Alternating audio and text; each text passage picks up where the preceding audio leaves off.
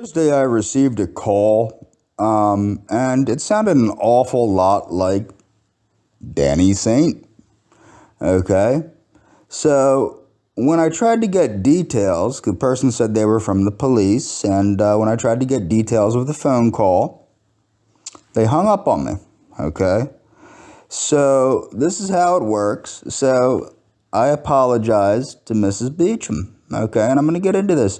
I'm not trying to hurt this woman, and maybe I did go after her a little too hard, but I don't think I did, and I'm going to explain why. So this is what I explained to her, okay?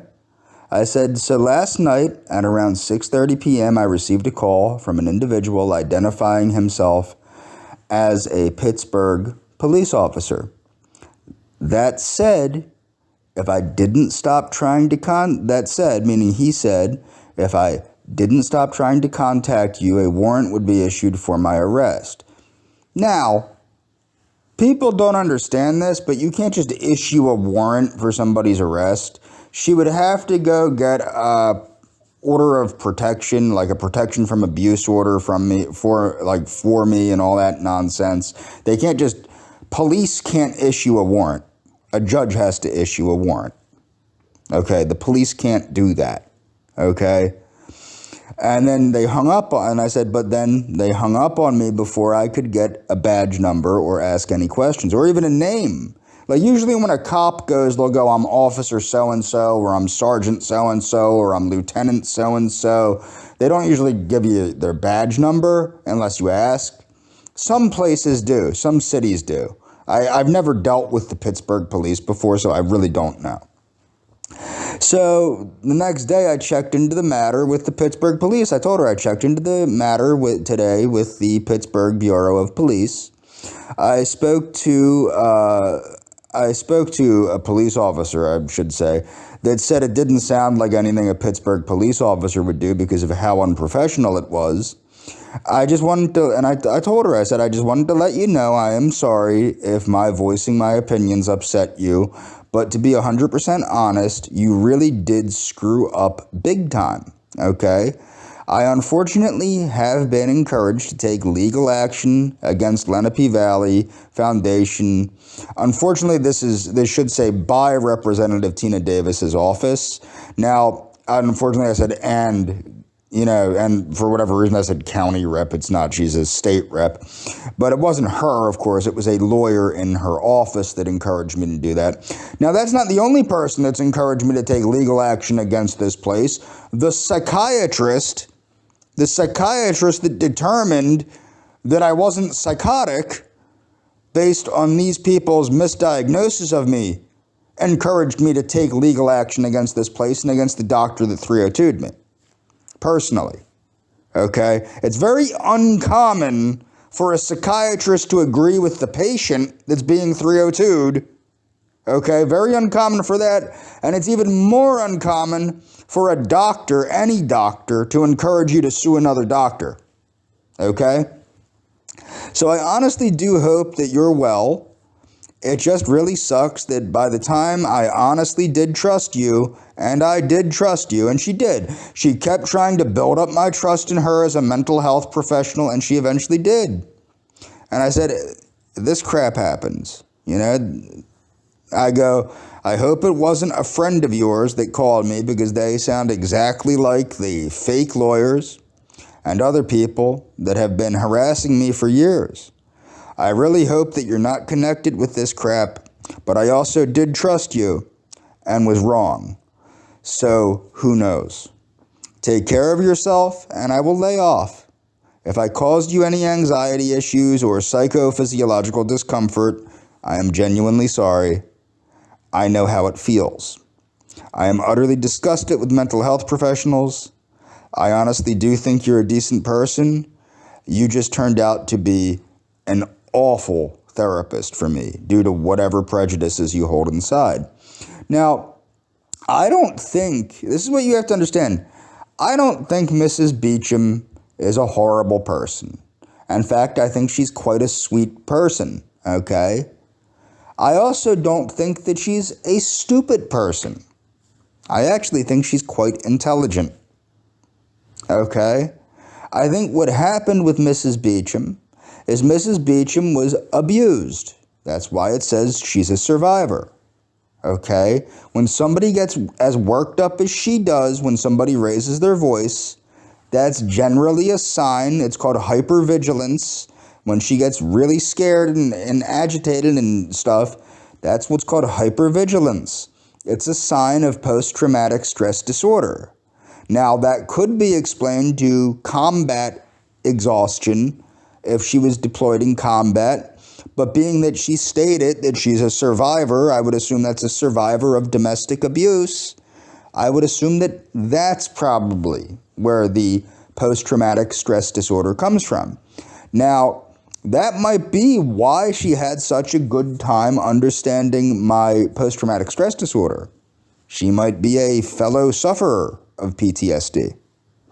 Now, I think it's interesting. I don't think that Mrs. Beecham had this person call me because I don't think she thinks I'm that stupid.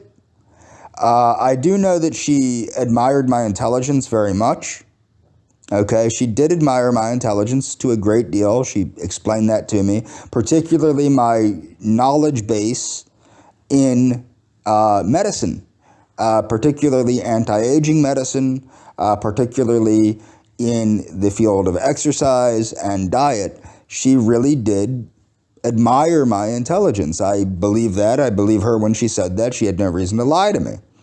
Okay. I also, like, for example, people can say whatever they did.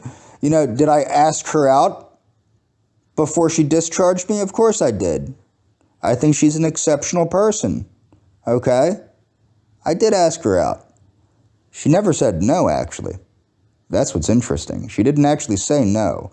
But, of course, she's not going to date me. I know that.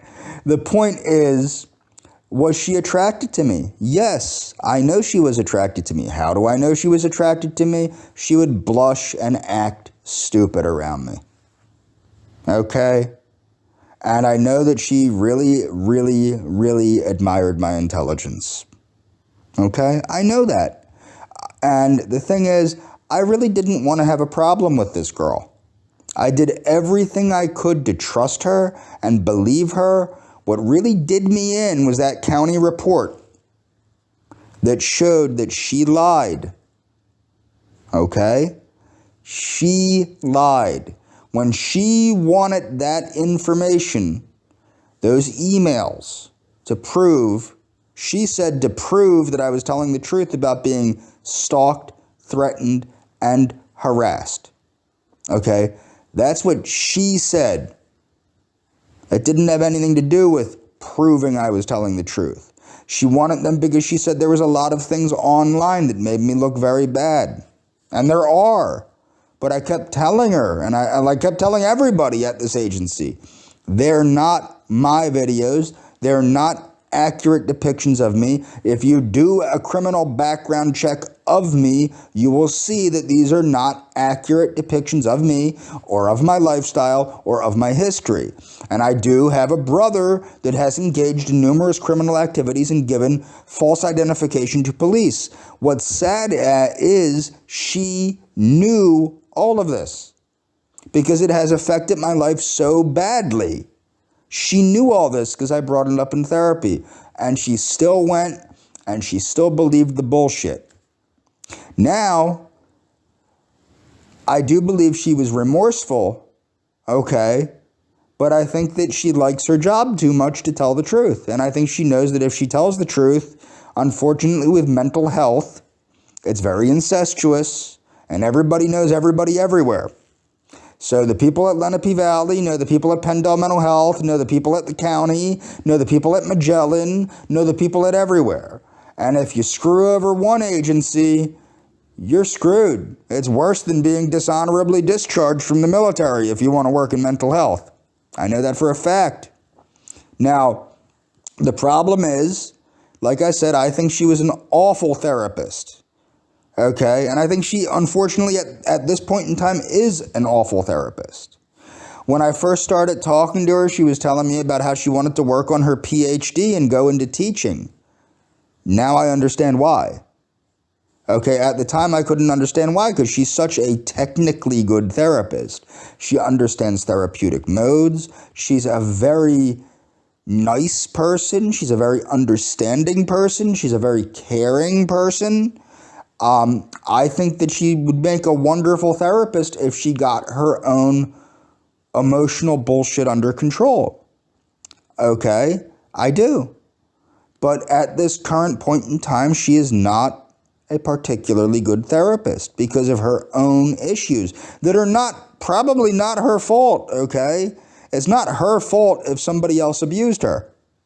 I don't know how they abused her. My assumption is physical and or emotional abuse, okay? That's not her fault if somebody did that to her, okay? But it is her fault if she's acting negligently because of that and doing things to screw my life up because of that, and then not honestly taking responsibility for it. Being remorseful is fine, and I do believe she's remorseful, but not taking responsibility for it is not okay. Okay? If you start forgiving everybody that's had a rough life, okay? I've had a really, really, really, really rough life, okay? I'm still legally responsible for everything I do. If I work in mental health and I act with negligence, I'm legally responsible for that and ethically responsible for that. And so is she. And so is anyone else that works in the healthcare field. What I think's sad is that Mrs. Beecham is a combat medic. She is a real medical practitioner that practices real medicine. And unfortunately, instead of going into real healthcare, she decides to entertain these ridiculous ideas that are perpetrated by the mental health industry. I think she's far too smart to be playing around in the mental health industry. I honestly think she should have went into medicine or something else similar. And I think that she went into mental health because she felt she wanted to help fellow veterans, I think is why she did that. And that's admirable, okay? I don't think that she's an awful person. And I'm going to move on. I don't need to pick on her to finish this video series, okay? So I don't need to pick on her anymore to finish what I was saying about feminism and about how it's corrupted therapy and about what it's done to people, okay? And about how feminism corrupts academia, how feminism corrupts the therapeutic model, how feminism corrupts everything it touches. I don't have to pick on her about that, okay? She's not important to that. But Lenape Valley is, because Lenape Valley continues to employ feminist therapists that are ideologically slanted against white heterosexual men. So I'm going to continue with that. And I think that Mrs. Beecham needs to know, I care about her. I never wanted to hurt her. I also never wanted to hurt Eliana. But Eliana was stupid enough to be turned into my enemy by these idiots. I just hope that Mrs. Beecham is a little bit more in control of her emotions than Eliana was. Because I really don't like having every woman I meet turned into my enemy. And I hope she takes care of herself. And I hope she understands that everything I just said is true. And that's all for this video.